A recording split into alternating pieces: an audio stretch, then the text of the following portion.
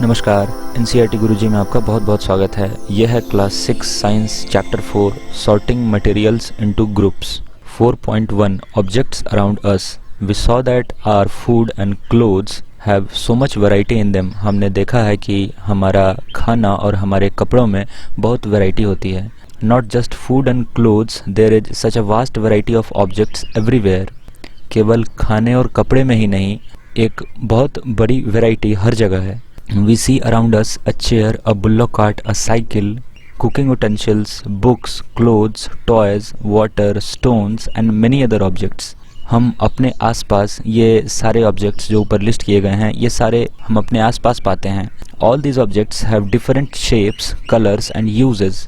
इन सभी ऑब्जेक्ट्स के अलग अलग कलर्स हैं, अलग अलग शेप्स हैं और इनके अलग अलग यूजेस हैं। इनके उपयोग अलग हैं, इनके आकार अलग हैं और इनके रंग अलग हैं। Look around and identify objects that are round in shape. हमें अपने आसपास देखना है और वैसे ऑब्जेक्ट्स जो गोले हैं, राउंड हैं, उनके बारे में पता करना है। Our लिस्ट में include a rubber ball, a football and a glass marble. हमारा जो लिस्ट बनकर आएगा राउंड ऑब्जेक्ट्स का, उसमें एक रबर का बॉल हो सकता है, एक फुटबॉल हो सकता है या फिर एक शीशे की गोली हो सकती है। If we include objects that are nearly round, our list could also include objects like apples, oranges and earthen pitcher, घड़ा। अगर हम वैसे ऑब्जेक्ट्स को भी शामिल करें जो कि लगभग गोले हैं, पूरी तरह गोले नहीं, तो वैसे कुछ ऑब्जेक्ट्स जैसे कि सेब, संतरा और मिट्टी का घड़ा भी हो सकता है, जिन्हें हम इन गोले ऑब्जेक्ट्स की लिस्ट में शामिल कर सकते हैं। Suppose we were looking for objects that are edible. मान लीजिए अगर हम वैसे ऑब्जेक्ट्स को सर्च कर रहे हैं जो खाने लायक हैं। We might include all items that we listed in table 1.1, 1.2 and 1.3 in chapter 1। तो ये खाने वाली चीज़ों के लिस्ट हमने चैप्टर 1 में बनाई थी। टेबल 1.1, 1.2 और 1.3 में हम उन सारी चीज़ों को इंक्लूड कर सकते हैं खाने वाली चीज़ों की लिस्ट में। We might also find that some of those round shaped objects we just listed out are also in this group. अब इससे पहले जो हमने ग्रुप बनाया गोले ऑब्जेक्ट्स का, राउंड शेप्ड ऑब्जेक्ट्स का, वे कुछ ऑब्जेक्ट्स हमारे इस खाने वाली चीज़ों के लिस्ट में भी आ सकते हैं, जैसे कि सेब, संतरा और भी कुछ फल। Let us say we wish to make a group of objects that are made up of plastic. मान लिया जाए कि हम चीज़ों का एक ऐसा ग्रुप बनाना चाहते हैं जो कि प्लास्टिक से बना हो। Buckets, lunch boxes, toys, water containers, pipes and many such objects में find a place in this group. तो प्लास्टिक से बने चीज़ों के ग्रुप में बकेट, बाल्टी, लंच बॉक्सेस, हमारा लंच बॉक्स प्लास्टिक का बना हो सकता है। टॉयज, खिलौने प्लास्टिक के बने होते हैं। वाटर कंटेनर, पानी रखने के बर्तन प्लास्टिक से बने होते हैं। पाइप्स प्लास्टिक से बने होते हैं। और भी ऐसी बहुत सारी चीज़ें हैं जो प्लास्टिक से बनी होती हैं, जो प्लास्टिक से बने ऑब्जेक्ट्स के ग्रुप में आएंगी। There are so many ways to group objects. अब चीज़ों को ग्रुप करने का बहुत सारा तरीका हो सकता है। In the above example we have grouped objects on the basis of their shape और the material they are made from. ऊपर के दो लिस्ट्स जो हमने बनाए, उनमें हमने दो चीज़ों के आधार पर ऑब्जेक्ट्स को ग्रुप किया है। पहला, ऑब्जेक्ट का शेप, हमने राउंड ऑब्जेक्ट्स सर्च करा और उन्हें ग्रुप करा। और दूसरा, हमने प्लास्टिक से बने चीज़ों को खोजा, एक खास मटेरियल से बने हुए चीज़ों को ढूंढा। तो ये दो तरीके थे जिनसे हम ऑब्जेक्ट्स को ग्रुप कर सके। All object around us are made of one or more materials. हमारे चारों तरफ जो भी चीज़ें हैं, जो भी ऑब्जेक्ट्स हैं, वो किसी न किसी मटेरियल से बने हैं।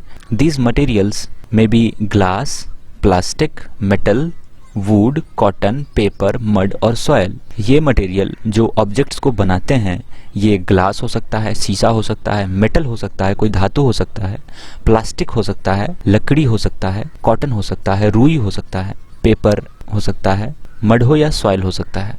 Can you think of more example of material? क्या आप ऐसे कुछ और मटेरियल के एग्जाम्पल के बारे में सोच सकते हैं? Activity 1, let us collect as many objects as possible from around us. Each of us could get some everyday objects from home and we could also collect some objects from classroom or from outside the school. इस activity 1 में हम जितनी हो सके चीज़ों को इकट्ठा करने की कोशिश करेंगे। कुछ चीज़ें हम अपने घर से ला सकते हैं, कुछ चीज़ें हमें क्लासरूम में मिल जाएंगी और कुछ चीज़ें हमें स्कूल से बाहर भी मिल सकती हैं। What will we have in our classroom? Classroom में हमें जो चीज़ें मिलेंगी वो है चौक या पेंसिल, नोटबुक, रबर, डस्टर। तो ये चीज़ें हमें क्लासरूम में मिल सकती हैं। क्लासरूम से बाहर हमें हैमर मिल सकता है, नेल मिल सकता है, कांटी मिल सकती है, सोप मिल सकता है, साबुन मिल सकता है हमारे घर में, स्पोक मिल सकता है, स्पोक ऑफ व्हील, हमारी बाइसिकल का स्पोक मिल सकता है, हमें बैट मिल सकता है जिससे हम खेलते हैं, हमें मैच बॉक्स मिल सकता है, सॉल्ट मिल सकता है घर पे, पोटैटो मिल सकता है घर पे, आलू मिल सकता है, नमक मिल सकता है। तो ये सारी चीज़ें हम अपने आसपास से इकट्ठा कर सकते हैं। We can also list objects that we can think of but cannot bring to classroom.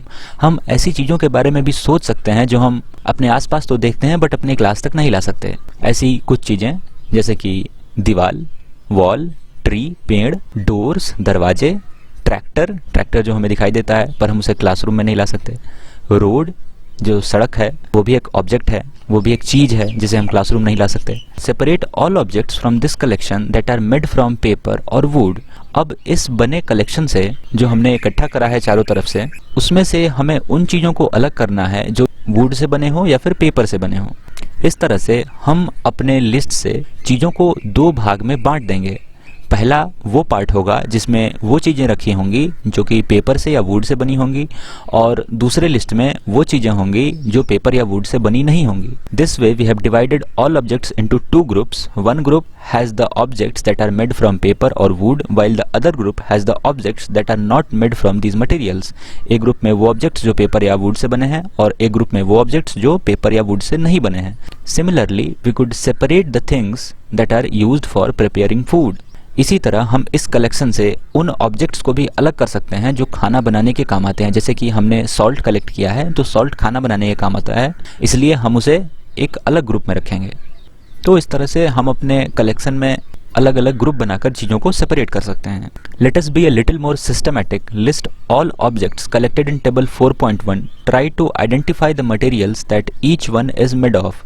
इसमें हम थोड़ा और अगर सिस्टमैटिक हों तो नीचे हम टेबल 4.1 बनाएंगे और इनमें सारी चीज़ों को लिस्ट करेंगे जो हमने कलेक्ट किया, और ये पता करने की कोशिश करेंगे कि ये ऑब्जेक्ट्स किन चीज़ों से बने हैं। It would be fun to make this a large table. अगर ये टेबल बहुत लंबी बनेगी तो बहुत मज़ा आएगा। Collecting information about as many objects as possible. इस टेबल में जितना हो सके उतना लंबा लिस्ट हमें बनाना है, जितना पॉसिबल हो उतने ऑब्जेक्ट्स के बारे में इन्फॉर्मेशंस कलेक्ट करनी है।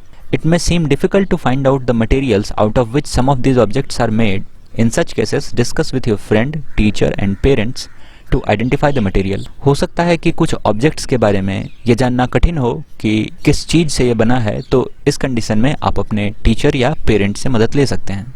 Objects and the material they are made of. जैसे कि यहाँ दो एग्जाम्पल इन्होंने दे रखा है, जैसे कि प्लेट और थाली। तो प्लेट हमारा स्टील से बना हो सकता है, ग्लास से बना हो सकता है, प्लास्टिक से बना हो सकता है, या फिर किसी और भी चीज़ से बना हो सकता है। जैसे कि फॉर एग्जांपल एक ऑब्जेक्ट है पेन, तो पेन या तो प्लास्टिक से बना हो सकता है या फिर मेटल का बना हो सकता है। तो इसी तरह हमें और भी ऑब्जेक्ट्स के लिस्ट बनाने हैं और पता करना है कि वो ऑब्जेक्ट किस चीज़ से बना हो सकता है। Activity 2, table 4.2 lists some common material. You can also add more material in column 1 that are known to you. Table 4.2 यहाँ है, इसमें कुछ मटेरियल के बारे में लिखा गया है। इसमें आप कुछ और भी मटेरियल ऐड कर सकते हैं जो आपको पता हो। Now try to think about everyday object you know that are made mainly of these materials. अब यहाँ मटेरियल लिखा गया है और इन मटेरियल से मिलकर जो ऑब्जेक्ट बने हैं जिन्हें हम रोज़मर्रा की ज़िंदगी में यूज़ करते हैं, हमें उन चीज़ों को लिस्ट करना है कॉलम 2 में। Different type of objects that are made of same material. For example यहाँ मटेरियल में वुड लिखा गया है, तो लकड़ी से जो चीज़ें बनी हैं जैसे कि टेबल बना है, चेयर बना है, प्लॉ बना है, हमारी बैलगाड़ी बनी है, बैलगाड़ी के चक्के बने हैं, तो ये वो चीज़ें हैं जो वुड से बनी हैं। उसी तरह नीचे है पेपर, तो पेपर से जो चीज़ें बनी हैं जैसे कि किताबें, नोटबुक्स, न्यूज़पेपर, टॉयज़, कैलेंडर्स, तो ये सारी चीज़ें पेपर से बनी हैं। उसी तरह हमें जो चीज़ें लेदर से बनी हैं जैसे कि लेदर बैग्स, बेल्ट्स, शूज़, तो इस तरह से आप ऑब्जेक्ट्स का लिस्ट बना सकते हैं। प्लास्टिक से बनी चीज़ें, खिलौने, पेन, वाटर बोतल, तो इस तरह से आप कलेक्ट कर सकते हैं चीज़ों को इन कॉलम्स में। What do we find from these tables. अब इन टेबल्स से हमें क्या पता चलता है। First, we grouped objects in many different ways. पहला कि हमने ऑब्जेक्ट्स को बहुत सारे तरीकों से ग्रुप किया, बहुत सारे तरीकों से उन्हें अलग अलग ग्रुप में बांटा। We then found that objects around us are made of different materials. और ऐसा करने से हमने पाया कि हमारे आसपास जो भी ऑब्जेक्ट्स हैं, जो भी चीज़ें हैं, वो अलग अलग मटेरियल्स से मिलकर बनी हैं। At times an object is made of a single material, an object could also be made of many materials. कुछ समय हो सकता है कि एक ऑब्जेक्ट केवल एक ही मटेरियल से बना हो सकता है कि एक ऑब्जेक्ट एक से ज़्यादा मटेरियल से मिलकर बना हो। And then again one material could be used for making different objects. और ऐसा भी हो सकता है कि एक खास मटेरियल बहुत सारे ऑब्जेक्ट को बनाने के काम में है, जैसे कि वुड हमारा टेबल बनाने के काम में आता है, चेयर बनाने के काम में आ गया, बुल्लॉक कार्ट बनाने के काम में आ गया, उसके पहिए बनाने के काम में आ गया। तो इसी तरह एक मटेरियल बहुत सारी चीज़ों को बनाने के काम में आ सकता है, या फिर कोई एक ऑब्जेक्ट बहुत सारे मटेरियल से मिलकर बना हो सकता है। What decides which material should be used for making any given object? अब हमें ये बात कैसे पता चलेगी कि किसी एक खास ऑब्जेक्ट को बनाने के लिए कौन सा मटेरियल यूज किया जाना चाहिए? It seems that we need to know more about different materials. ऐसा लगता है कि हमें मटेरियल्स के बारे में और ज़्यादा जानने की ज़रूरत है, तो इसके बारे में आगे पढ़ते हैं। 4.2 Properties of Materials. Have you ever wondered why a tumbler is not made with a piece of cloth? क्या आपने कभी सोचा है कि एक ग्लास या फिर कोई भी लिक्विड रखने का कंटेनर कपड़े से क्यों बना नहीं होता? Recall our experiments with piece of cloth in chapter 3. Chapter 3 में जो कपड़े के टुकड़े से हमने एक्सपेरिमेंट किया था वो आप याद करें। And also keep in mind that we generally use a tumbler to keep a liquid. Chapter 3 के एक्सपेरिमेंट को याद करें और ये भी याद करें कि टम्बलर लिक्विड रखने के लिए बना एक कंटेनर है। Therefore would it not be silly if we were to make a tumbler out of cloth? तो क्या ये मूर्खता नहीं होगी कि लिक्विड रखने के लिए हम एक कपड़े का जार बनाएं? तो लिक्विड कपड़े से बाहर आ जाएगा। इसीलिए हम एक टम्बलर को, एक लिक्विड रखने के कंटेनर को कपड़े से नहीं बना सकते। उसके लिए हमें कोई दूसरा मटेरियल चूज करना पड़ेगा ताकि लिक्विड स्पिल नहीं हो उस मटेरियल से। What we need for a tumbler is glass, plastic, metal और such other material that will hold water. तो एक टम्बलर बनाने के लिए हम या तो प्लास्टिक का इस्तेमाल करें, ग्लास का इस्तेमाल करें, मेटल का इस्तेमाल करें जो कि पानी को होल्ड करके रख सके, लिक्विड को होल्ड करके रख सके। कपड़े में अगर लिक्विड को डालेंगे तो वो कपड़े से बाहर आ जाएगा, इसलिए कपड़ा टम्बलर बनाने के लिए एक आइडियल मटेरियल नहीं है। तो यही कुछ ग्राउंड है जिसपे हम मटेरियल का सिलेक्शन करते हैं कि किस चीज़ को बनाने के लिए हमें कैसा मटेरियल चाहिए। Similarly, it would not be wise to use paper-like material for cooking vessels. तो खाना बनाने के बर्तन के लिए हमें कागज का इस्तेमाल नहीं करना चाहिए क्योंकि कागज आग पे रखते ही जल जाएगा। तो हमें मटेरियल का सिलेक्शन वाइजली करना है कि किस चीज़ को बनाने के लिए कौन सा मटेरियल यूज़ किया जाए। We see then that we choose a material to make an object depending on its properties and the purpose for which object is to be used. अब कौन सा मटेरियल ऑब्जेक्ट बनाने के लिए चूज़ किया जाए उसके लिए हम दो बातों का ध्यान रखते हैं। पहला कि उस मटेरियल की प्रॉपर्टी क्या है, और दूसरा जो ऑब्जेक्ट हम बनाने जा रहे हैं उसका पर्पस क्या है, मतलब जो ऑब्जेक्ट बनने वाला है उससे हम क्या काम लेने जा रहे हैं। इस पे डिपेंड करेगा कि हम उसे किस मटेरियल से बनाएंगे। So what are all the properties of materials that would be important for their uses? Some properties are discussed here. तो मटेरियल की कुछ प्रॉपर्टी यहाँ डिस्कस की गई है। मटेरियल की पहली प्रॉपर्टी है appearance. Materials usually look different from each other. अब ये जो मटेरियल है जो ऑब्जेक्ट बनाने के काम आते हैं ये एक दूसरे से अलग दिखते हैं। Would look very different from iron. लकड़ी लोहे से बिल्कुल अलग दिखता है। Iron appears different from copper और एल्यूमिनियम। एल्यूमिनियम और कॉपर से आयरन बिल्कुल अलग दिखता है। लोहा कॉपर और एल्यूमिनियम से बिल्कुल अलग दिखता है। At the same time there may be some similarities between iron, copper and aluminium that are not there in wood. अब लोहे, एल्यूमिनियम और कॉपर में कुछ सिमिलरिटी भी है जो कि वुड में नहीं है, लकड़ी में नहीं है, क्योंकि ये तीनों मेटल हैं। Activity 3, collect small pieces of different materials, paper, cardboard, would, copper wire, aluminium sheet, chalk. Do these appear shiny? तो हमें ये चीज़ें कलेक्ट करनी है, paper, cardboard, would, copper wire, aluminium sheet, chalk, और पता करना है कि क्या ये चीज़ें चमकदार मालूम पड़ रही हैं, क्या ये चीज़ें शाइनी हैं। Separate the shiny materials into a group. अगर कुछ चीज़ें शाइनी हैं तो आप उन्हें एक अलग ग्रुप में रखें। Now observe as the teacher cuts each material into 2 pieces and look at the freshly cut surface. अब हमारे टीचर इन मटेरियल्स को 2 भागों में काटेंगे और हमें यह देखना है कि क्या कटने के बाद जो नया सरफेस दिखाई दे रहा है क्या वो शाइनी है। Does the freshly cut surface of some of the material appear shiny? तो बिल्कुल हाँ, जैसे ही आप इन मटेरियल्स को 2 भागों में काटेंगे तो आपको जो कटा हुआ नया सरफेस मिलेगा वो चमकदार मिलेगा कुछ मटेरियल्स में। Include these objects into the group of shiny materials. अब अगर ये ऑब्जेक्ट आपके नॉन शाइनी मटेरियल वाले ग्रुप में था तो आप इसे शाइनी मटेरियल वाले ग्रुप में ऐड कर दें। Do you notice such a shine और lustre in other material? Cut them anyway as you can. क्या आपको ऐसी चमक कुछ और मटेरियल में भी दिखाई देती है? तो अगर आप उन्हें काट कर देख सकते हैं तो देखें। Repeat this in the class with as many materials as possible and make a list of those with and without luster। आप जितनी ज़्यादा मटेरियल के साथ इस लस्टर वाले टेस्ट को, इस चमक वाले टेस्ट को करके देख सकते हैं देखें, और चमकीले और बगैर चमकीले ऑब्जेक्ट को आप अलग अलग ग्रुप में रखें। Instead of cutting, you can rub the surface of the material with sandpaper to see if it has luster। अगर आप किसी ऑब्जेक्ट को काट नहीं पाते हैं उसके लस्टर को टेस्ट करने के लिए तो आप उसे सैंड पेपर से रगड़ के भी देख सकते हैं, आपको लस्टर दिखाई देगा, आपको चमक मालूम पड़ेगी। तो यहाँ फिगर में दिखाया गया है कि एक मटेरियल को काटा गया है और उससे हमें लस्टर चमक पता चल रही है। Materials that have lustre are usually metals. वैसे मटेरियल्स जिनमें चमक है वो आमतौर पर मेटल होंगे। Iron, copper, aluminium and gold are example of metals. Metal के कुछ एग्जाम्पल जैसे कि आयरन, कॉपर, एल्यूमिनियम और गोल्ड हैं। Some metals often lose their shine and appear dull because of action of air and moisture on them. कुछ material अपना चमक, अपना लस्टर खो देते हैं एयर और मॉइस्चर के कांटेक्ट में आने के बाद। We therefore notice the lustre only on their freshly cut surfaces. इसीलिए हमें उन मटेरियल्स पे लस्टर केवल नए कटे हुए सरफेस पर ही दिखाई देता है। When you visit an iron-smith or a workshop, look out for freshly cut surfaces of metal rods to see if they have luster। अगर आप कभी एक लोहार की दुकान में जाएं तो नए कटे हुए मेटल के टुकड़ों को देखें तो आपको वहाँ नए सरफेसेस पे चमक दिखाई देगी। हार्डनेस, ये दूसरी प्रॉपर्टी है। पहली प्रॉपर्टी हमारी अपीयरेंस थी कि मटेरियल्स किस तरह के दिख रहे हैं, दूसरी प्रॉपर्टी हमारी हार्डनेस है कि मटेरियल्स हार्ड हैं या सॉफ्ट हैं। When you press different materials with your hand, some of them may be hard to compress while others can be easily compressed। अगर आप मटेरियल्स को अपने हाथ से दबाकर देखेंगे तो कुछ मटेरियल्स आसानी से दब जाएंगे, वहीं पे कुछ मटेरियल्स आपसे नहीं दबेंगे। Take a metal key and try to scratch with it। The surface of piece of wood, aluminum, a piece of stone and a nail, candle, Chowk, any other material और object.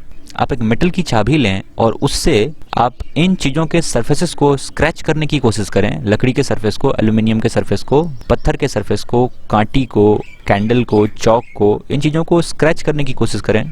You can easily scratch some of the materials while some cannot be scratched so easily। इनमें से कुछ चीज़ों के surface को आप metal की चाबी से बड़ी आसानी से स्क्रैच कर सकते हैं और कुछ चीज़ों के सरफेस को आप मेटल की चाबी से आसानी से स्क्रैच नहीं कर पाएंगे। Materials which can be compressed or scratched easily are called soft। अब वैसे मटेरियल्स जो कि आसानी से स्क्रैच हो जा रहे हैं या कॉम्प्रेस हो जा रहे हैं, आपके हाथ से दब जा रहे हैं, उन्हें हम सॉफ्ट कहेंगे। while some other materials which are difficult to compress are called hard। और वैसे मटेरियल जिनको दबाना या फिर जिनको स्क्रैच करना मुश्किल था उन्हें हम हार्ड कहेंगे। फॉर एग्जाम्पल, कॉटन और sponge is soft while iron is hard. Example के लिए कॉटन और स्पॉन्ज हमारा सॉफ्ट ऑब्जेक्ट है, सॉफ्ट मटेरियल है, और आयरन हार्ड मटेरियल है। In appearance material can have different properties like lustre, hardness, be rough और स्मूथ। मटेरियल की प्रॉपर्टी डिफरेंट तरह की हो सकती है, जैसे कि एक मटेरियल शाइनी हो सकता है, कोई मटेरियल हार्ड हो सकता है, कोई मटेरियल रफ हो सकता है, खुरदुरा हो सकता है, कोई मटेरियल स्मूथ हो सकता है, चिकना हो सकता है। Can you think of some properties that describe the appearance of a material? क्या आप कुछ और भी ऐसी प्रॉपर्टी के बारे में सोच सकते हैं जो एक मटेरियल के अपीयरेंस को डिस्क्राइब करे? अब हमारी तीसरी प्रॉपर्टी है सॉल्युबल या इनसॉल्युबल। मीन्स हम मटेरियल्स को टेस्ट करेंगे कि वो घुलनशील है कि नहीं, वो पानी में डिसॉल्व हो सकता है कि नहीं, पानी में घुल सकता है कि नहीं। Collect samples of some solid substances such as sugar, salt, chalk powder, sand and sawdust. हम इन सब्सटेंसेस के सैंपल्स को कलेक्ट करेंगे। टेक 5 glasses और beakers, fill each one of them about 2/3 with water. हमें 2 ग्लास या बीकर लेना है और उसमें 2/3 पानी भरना है। Add a small amount spoonful of sugar to the first glass। 1 चम्मच शुगर डालना है हमने अपने फर्स्ट ग्लास में, salt to the second and similarly add small amount of other substances into other glasses. दूसरी बीकर में हमने सॉल्ट डालना है और बाकी जो ऑब्जेक्ट्स हमने लिए हैं वो अलग अलग बीकर्स में डाल देंगे।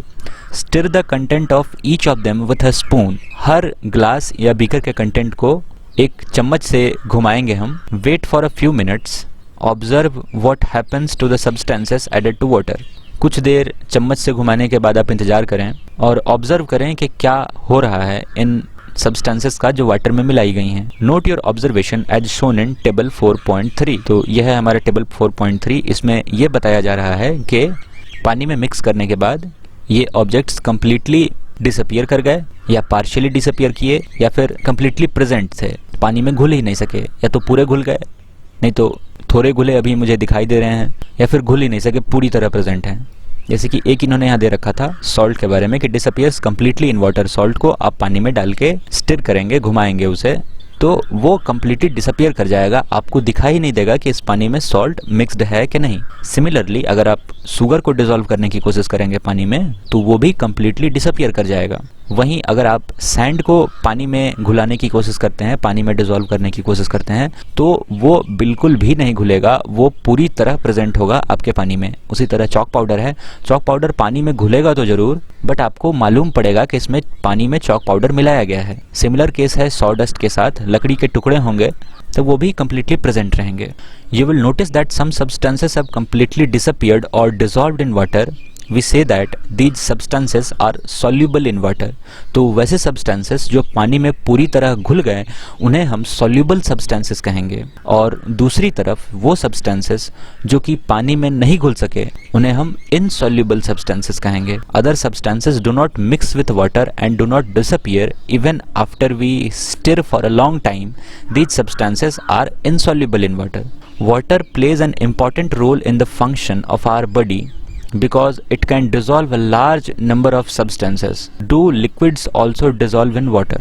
पानी हमारे शरीर में बहुत ही इम्पॉर्टेंट रोल प्ले करता है क्योंकि वो बहुत सारी चीज़ों को घुला सकता है अपने अंदर और हमारे बॉडी में ट्रांसपोर्टेशन का काम करा सकता है ब्लड के थ्रू।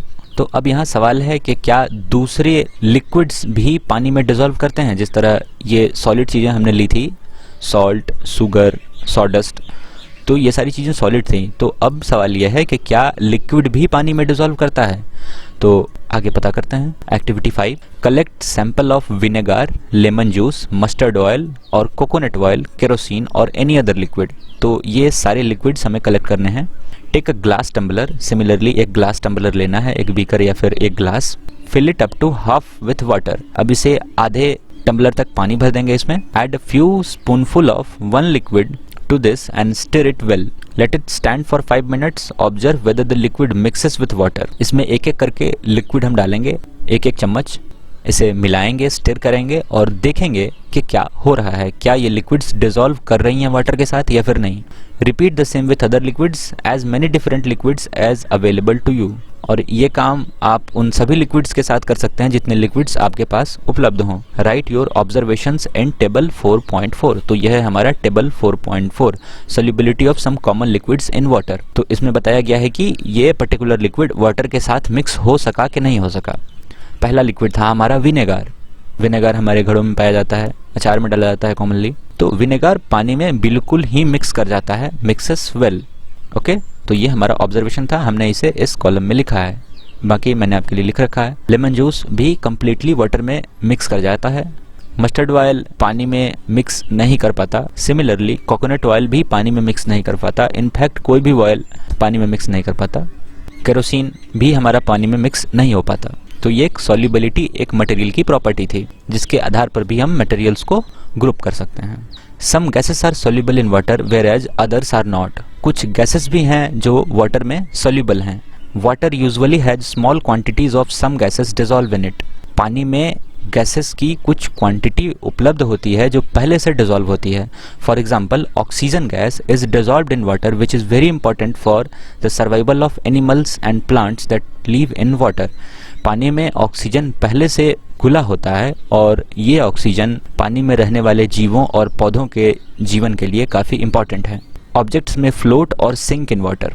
अब एक ऑब्जेक्ट या तो पानी पे तैर सकता है या डूब सकता है। While doing activity 4, you might have noticed that insoluble solid separate out from water. जब आप एक्टिविटी 4 कर रहे थे तब आपको पता चला होगा कि जो इनसॉल्युबल सॉलिड है, जो पानी में नहीं मिल सके, वो पानी से पूरी तरह अलग किए जा सकते हैं या फिर अलग थे। You may have also noticed that with some liquids in activity 5, some of these materials that do not mix with water floated to the surface of water.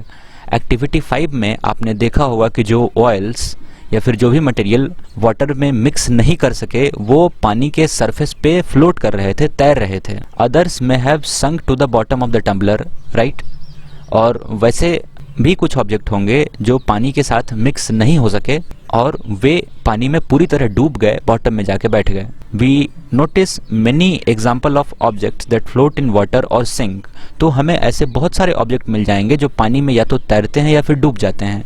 Dried leaves fallen on the surface of a pond, a stone that you throw into the pond, drops of honey that you let fall into a glass of water. What happens to all these?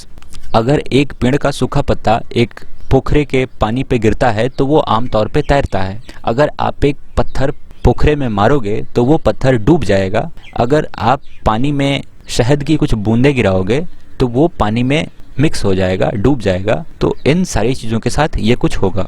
Bujo would like you to give him 5 examples each of objects that float and those that sink in water. बुझो चाहेगी कि आप कुछ 5 example ऐसे बताएं जो या तो पानी में डूब जाते हों या फिर पानी में तैरते हों। तो पानी में तैरने वाले कुछ ऑब्जेक्ट जैसे कि प्लास्टिक के खिलौने, हमारा बोट, पानी में डूब जाने वाले ऑब्जेक्ट पत्थर, मेटल। तो इस तरह से आप अपनी लिस्ट बना सकते हैं। हमारी अगली प्रॉपर्टी है ट्रांसपेरेंसी। मटेरियल्स ट्रांसपेरेंट है या नहीं, इस आधार पे भी हम मटेरियल्स को ग्रुप कर सकते हैं। You may have played the game of hide and seek. आपने लुका छुपी का गेम खेला होगा अपने दोस्तों के साथ। Think of some places where you would like to hide. कुछ ऐसे जगहों के बारे में सोचें जहां आप छुपना पसंद करेंगे, so that you are not seen by others, ताकि आप दूसरों के द्वारा पकड़े न जा सकें। Why did you choose those places. अब आप उन जगहों को क्यों चुनेंगे। Would you have tried to hide behind a glass window. क्या आप शीशे की खिड़की के पीछे छुपना पसंद करेंगे। Obviously not, as your friends can see through that and spot you. अगर आप शीशे की खिड़की के पीछे छुपेंगे तो आपके दोस्त आपको आसानी से स्पॉट कर लेंगे और आप पकड़े जाएंगे। Can you see through all the materials. अब जैसे कि ग्लास विंडो के आर पार देखा जा सकता है, तो क्या आप हर मटेरियल के आर पार देख सकते हैं। नहीं देख सकते। दोज सब्सटेंसेस और material through which things can be seen are called transparent. तो वैसे सब्सटेंसेस या मटेरियल जिसके आर पार आप देख सकते हो उन्हें हम ट्रांसपेरेंट कहते हैं, और वैसे सब्सटेंसेस जिनके आर पार आप नहीं देख सकते हो उन्हें हम ओपेक कहते हैं, और जिनके आर पार आप पार्शियली देख पाते हो उन्हें हम ट्रांसलूसेंट कहते हैं। अब ट्रांसपेरेंट का यहाँ कुछ एग्जाम्पल दे रखा है, जैसे कि ग्लास, वाटर, एयर, कुछ प्लास्टिक। ये एग्जाम्पल हैं ट्रांसपेरेंट मटेरियल्स के। Shopkeeper usually prefer to keep biscuits, sweets and other eatables in transparent container of glass or plastic so that buyers can easily see these items. दुकानदार अपनी दुकान में चीज़ों को शीशे या ट्रांसपेरेंट प्लास्टिक के कंटेनर्स में रखते हैं ताकि जो कस्टमर्स हैं वो उन चीज़ों को देख सकें और ख़रीद सकें। On the other hand, there are some materials through which you are not able to see. These materials are called opaque. तो वैसे मटेरियल जिनके थ्रू आप नहीं देख सकते हो उन्हें हम ओपेक कहते हैं। You cannot tell what is kept in a closed wooden box, a cardboard, carton और अ मेटल कंटेनर। आप नहीं बता सकते कि एक लकड़ी के बक्से में क्या रखा गया है, एक कार्डबोर्ड के कार्टून में क्या रखा गया है, या फिर एक लोहे के कंटेनर में क्या रखा गया है। उसके अंदर की चीज़ों को देख के आप नहीं बता सकते। तो ये एग्जाम्पल हैं ओपेक ऑब्जेक्ट्स के। Wood, cardboard and metals are example of opaque materials. Do you find that we can group all material and objects without any confusion as either opaque or transparent? तो हम बिना किसी confusion के किसी भी object को opaque या transparent के फॉर्म में कैटेगराइज कर सकते हैं बड़ी आसानी से। Activity 6, take a sheet of paper and look through it towards a light bulb. एक पेपर का शीट लें और उससे देखने की कोशिश करें एक लाइट बल्ब को। Make a note of your observation, और आपने क्या देखा इसको नोट करें। Now put 2 to 3 drops of some oil and spread it on the sheet of paper. अब 2-3 बूंद तेल के उस पेपर पे ड्रॉप करें और ड्रॉप का जो स्पेस बना पेपर का उसके थ्रू देखने की कोशिश करें। Look again towards the light bulb through the portion of paper on which the oil has been spread. Oil जहाँ स्प्रेड किया गया है उस पोर्शन के थ्रू देखने की कोशिश करें और अपना ऑब्जर्वेशन नोट करें। Do you find that the bulb is more clearly visible than before. तो जब ऑयल स्प्रेड नहीं किया गया था उससे अच्छा देख पा रहे होंगे आप जब ऑयल स्प्रेड कर दिया गया। But can you see clearly through the oiled paper. But क्या आप ऑयल्ड पेपर के थ्रू क्लियरली देख पा रहे हो? तो आप ऑयल्ड पेपर के थ्रू क्लियरली नहीं देख पाओगे। Is everything on the other side of it visible. क्या ऑयल पेपर के थ्रू दूसरे तरफ की चीजें पूरी तरह से विजिबल हैं? तो नहीं विजिबल हैं। Perhaps not. The material through which object can be seen but not clearly are called translucent. तो वैसे ऑब्जेक्ट्स जिनके थ्रू आप देख तो पाते हो बट क्लियरली नहीं देख पाते तो उन्हें हम ट्रांसलूसेंट कहेंगे। Remember that oily patch on paper when we tested food item for presence of fat. याद करें जब हमने प्रेजेंस ऑफ फैट का टेस्ट किया था ऑयली पेपर के through, that was translucent too. तो वो भी ट्रांसलूसेंट था। Can you think of some more example of translucent material. तो क्या आप ट्रांसलूसेंट मटेरियल के कुछ और एग्जाम्पल्स पता कर सकते हो? तो देखिए नीचे एक एग्जाम्पल दिया गया है। We can therefore group material as opaque, transparent और ट्रांसलूसेंट। तो हम आसानी से ऑब्जेक्ट्स को ट्रांसपेरेंट, ओपेक और ट्रांसलूसेंट में ग्रुप कर सकते हैं। पहली suggests covering the glass of torch with your palm at a dark place, switch on the torch and observe the other side of the palm. इस तरह से टॉर्च के ऊपर अपना हाथ रखें और टॉर्च को जलाएं तो आपको अपनी हथेली दिखाई देगी। तो ये एक ट्रांसलूसेंट ऑब्जेक्ट का एग्जाम्पल हो सकता है। Whether palm of your hand is opaque, transparent और ट्रांसलूसेंट। तो ट्रांसलूसेंट कह सकते हैं इसे क्योंकि पार्शियली हम लाइट को देख पा रहे हैं अपने हाथ के through. We learn that materials differ in their appearance and the way they mix in water और अदर लिक्विड। हमने सीखा कि मटेरियल्स अपीयरेंस में डिफर कर सकते हैं, वो पानी में घुल सकते हैं या नहीं, इस आधार पे उन्हें डिफरेंशिएट किया जा सकता है। दे में फ्लोट और सिंक इन वाटर। ये भी एक प्रॉपर्टी हो सकती है कि वो पानी में डूब रहे हैं या फिर तैर रहे हैं। वो ट्रांसपेरेंट हैं, ओपेक हैं या ट्रांसलूसेंट हैं, इस आधार पे मटेरियल्स को भी ग्रुप किया जा सकता है। Materials can be grouped on the basis of similarities और differences in their properties. Material को उनमें एक दूसरे में समानता कितनी है, एक कितनी सिमिलरिटी है, इस आधार पे भी ग्रुप किया जा सकता है। जैसे कि मेटल को ग्रुप किया है हमने, बहुत सारे मेटल्स, उनमें एक तरह का लस्टर है, एक तरह की हार्डनेस है, तो हमने उन्हें एक ग्रुप में उनकी प्रॉपर्टीज, उनकी सिमिलरिटी और डिफरेंसेस के आधार पे ग्रुप किया है। Why do we need to group materials in everyday life? अब सवाल यह है कि हमने इतना जो मटेरियल्स को ग्रुप किया है इसे ग्रुप करने की क्या जरूरत थी? हमने एवरीडे लाइफ में मटेरियल को ग्रुप करना क्यों शुरू किया? We often group material for our convenience. तो हमने ऐसा अपनी आसानी के लिए किया है, हमें इससे सुविधा होती है। At home we usually store things in such a manner that similar objects are placed together. हम अपने घरों में चीज़ों को ऐसे रखते हैं कि एक तरह की चीज़ें एक साथ रखी हों। Such an arrangement help us to locate them easily। हम सिमिलर चीज़ों को एक साथ रखते हैं और ऐसा अरेंजमेंट हमें उन्हें आसानी से ढूंढने में मदद करता है। Similarly, a grocer usually keeps all type of biscuits at one corner of his shop, all soaps at another, while grains and pulses are stored at some other place। उसी तरह एक दुकानदार सभी तरह की बिस्किट्स को एक कोने में रखता है, साबुन को दूसरे कोने में रखता है और अनाज और दालों को कहीं और रखता है। इससे उसे उन चीज़ों को ढूंढने में आसानी होती है। There is another reason why we find such grouping useful. एक और कारण है कि हम इस ग्रुपिंग को महत्वपूर्ण मानते हैं। Dividing materials into groups make it convenient to study their properties and also observe any pattern in these properties. Materials को ग्रुप में डिवाइड करने से हम उनकी प्रॉपर्टीज के बारे में और आसानी से स्टडी कर सकते हैं, उन्हें आसानी से ऑब्जर्व कर सकते हैं। We will study more about this in higher classes. हम इसके बारे में और हायर क्लासेस में पढ़ेंगे। तो यहाँ ख़त्म होता है आपका chapter 4 sorting materials into groups. कुछ कीवर्ड्स जो हमने इस चैप्टर में देखे, ये सारे कीवर्ड लगभग मटेरियल्स की प्रॉपर्टीज़ हैं। जैसे कि कोई मटेरियल हार्ड था, कोई सॉफ्ट था, कोई सॉल्यूबल था, कोई इनसॉल्यूबल था, कोई मेटल लश्चरस था, चमकदार था या फिर नहीं था। ये मटेरियल्स, इनके बारे में हमने जाना कि किन मटेरियल्स से हमारे ऑब्जेक्ट बने होते थे।